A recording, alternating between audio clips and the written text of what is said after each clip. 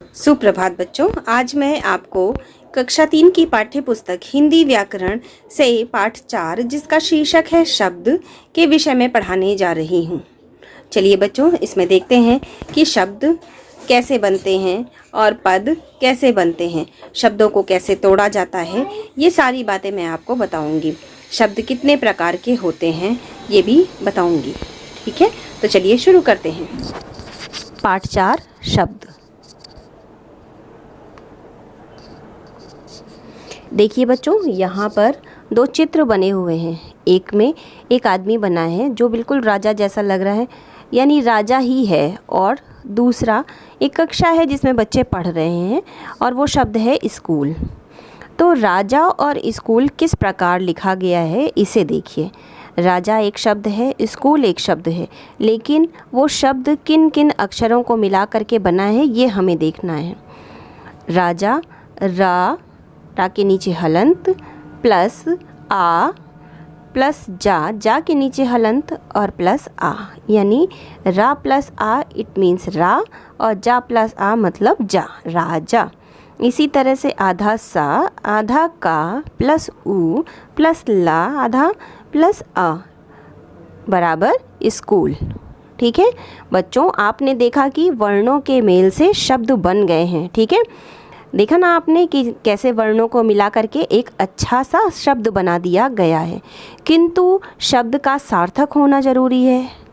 अब आप पूछेंगे सार्थक मतलब क्या होता है, तो सार्थक मतलब होता है अर्थ के साथ, यानी जिसका कोई अर्थ निकलता हो। मैंने आपको ऑनलाइन क्लास में पढ़ाया था ना, with meaning and without meaning. यहाँ सार्थक का मतलब होता है विद मीनिंग। यहाँ देखिए और अच्छे से पूरी तरह से समझा दिया गया है। जैसे माँ धन का धन ला बराबर मकल। मकल एक निरर्थक शब्द है, इसका कोई अर्थ नहीं निकल रहा है, लेकिन का प्लस माँ प्लस ला इसका मतलब है कमल, यानी ये एक सार्थक शब्द है।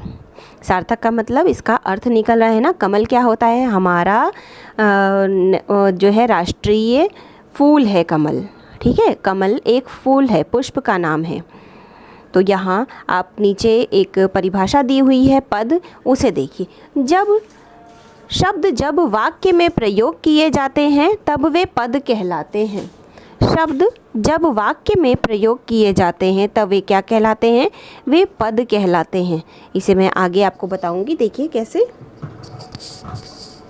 तुक मिलाते शब्द, आपने राइमिंग वर्ड्स पढ़े होंगे ना। शब्द कई प्रकार के होते हैं, यहाँ पर कुछ शब्द दिए गए हैं तुक मिलाते शब्द, यानी आपको एक ही जैसा मिलता जुलता शब्द ये लगेगा। एक लाइन में देखिए क्या लिखा है, केला ठेला मेला रेला, सब एक ही जैसा लग रहा है ना।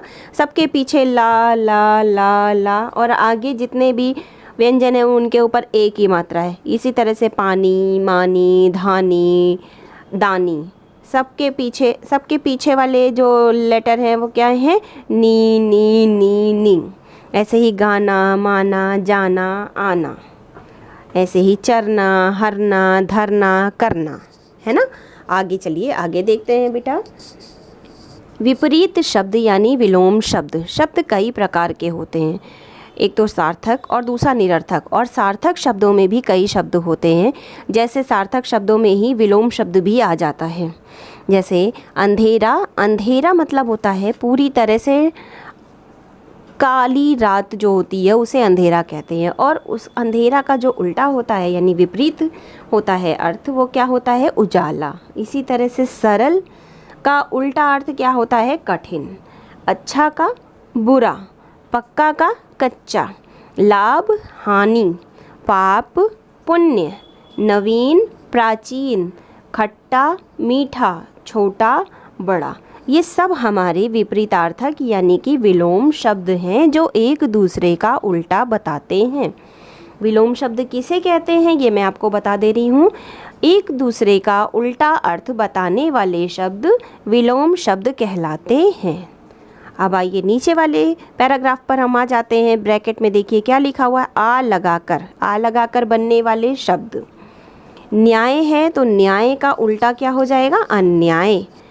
धर्म का अधर्म, यानी कि विपरीत विपरीत अर्थ ये भी सब हैं, सिर्फ इसमें आगे हमने आ लगा दिया। ठीक है, तो न्याय अन्याय, धर्म अधर्म, योग्य अयोग्य, सुंदर असुंदर, पवित्र अपवित्र, कुशल अकुशल, प्रिय अप्रिय, ज्ञान अज्ञान, प्रसन्न अप्रसन्न। ये बहुत ही सरल है। बस आपको क्या करना है, जो भी आपका शब्द दिया रहता है उसके आगे आ लगा दीजिए, बस वो उल्टा अर्थ बता देगा। न्याय का अन्याय, मैंने लगा दिया और न्याय लिख दिया वैसे का वैसे ही। इससे आपका स्पेलिंग मिस्टेक भी नहीं होगा, यानी वर्तनी में कोई भी आपकी गलती नहीं होगी और आप आसानी से विपरीत अर्थ लिख देंगे। तो चलिए अब आगे चलते हैं बच्चों। अब विपरीत अर्थ जो हम बताएंगे वो कैसे बताएंगे, दुर लगा करके, यानी सिर्फ और सिर्फ आपको आगे दुर लगा देना है। जैसे गुण, गुण का हो जाएगा दुर्गुण, दशा दुर्दशा, दिन दुर्दिन, भाग्य दुर्भाग्य, बल दुर्बल, व्यवहार दुर्व्यवहार। इसी तरह से आ जाएगा अन लगा करके, तो अन हम लगाएंगे तो आदर अनादर। ठीक है, आदर में ही अन हम लगा देंगे तो वो हो जाएगा अनादर। उपस्थित अनुपस्थित, इच्छा अनिच्छा, उपयोगी अनुपयोगी, उचित अनुचित, उपजाऊ अनुपजाऊ। ठीक है बच्चों, यहाँ पे आपने 3 तरह के विपरीतार्थक शब्द पढ़े, एक दुर लगाकर, एक अन लगाकर और एक अ लगाकर। और एक विपरीतार्थक शब्द होता है जिसमें कुछ नहीं लगाया जाता है, उसका उल्टा बताया जाता है, जैसे अंधेरा का उजाला, काला का गोरा, इसी तरह से। ठीक है, अब आगे चलिए देखते हैं। अब यहाँ हम पढ़ेंगे सार्थक शब्द में ही एक और शब्द आ जाता है, वही होता है पर्यायवाची शब्द। ये सब सार्थक शब्द के ही भेद हैं, यानी विलोम शब्द, पर्यायवाची शब्द, अनेकार्थी शब्द, अनेक शब्दों के लिए एक शब्द, ये सब क्या है, ये सब सार्थक शब्दों के भेद हैं। तो इसी में पर्यायवाची मैं आपको पढ़ाने जा रही हूँ। समान अर्थ वाले शब्दों को पर्यायवाची शब्द कहते हैं, यानी कि एक ही शब्द दिया रहता है और हमको उनके 3 और पर्यायवाची या 4 और पर्यायवाची या 2 और पर्यायवाची लिखने रहते हैं, लेकिन उनका अर्थ सेम हो, एक जैसा हो। ठीक है, तो चलिए पढ़ते हैं। धरती, धरती का मतलब क्या होता है, इंग्लिश में मैं आपको बता देती हूँ। धरती का मतलब होता है जैसे हम क्या कहते हैं, पृथ्वी। तो पृथ्वी, और इंग्लिश में हम धरती को क्या कहते हैं, ज़रा बताइए, लैंड कहते हैं। ठीक है, लैंड मतलब होता है धरती हमारी। ठीक है, तो धरती का मतलब होता है भूमि, और पृथ्वी का भी मतलब होता है भूमि, और धरा का भी मतलब होता है भूमि। इसी तरह से सूर्य, सूर्य को हम अंग्रेजी में क्या कहते हैं, सन कहते हैं। अगर हम रवि बोलेंगे तो भी उसकी मीनिंग होगी सन, और अगर हम भास्कर बोलेंगे तो भी मीनिंग होगी सन, और अगर हम दिनकर बोलेंगे तो भी उसका मतलब ही होगा सन।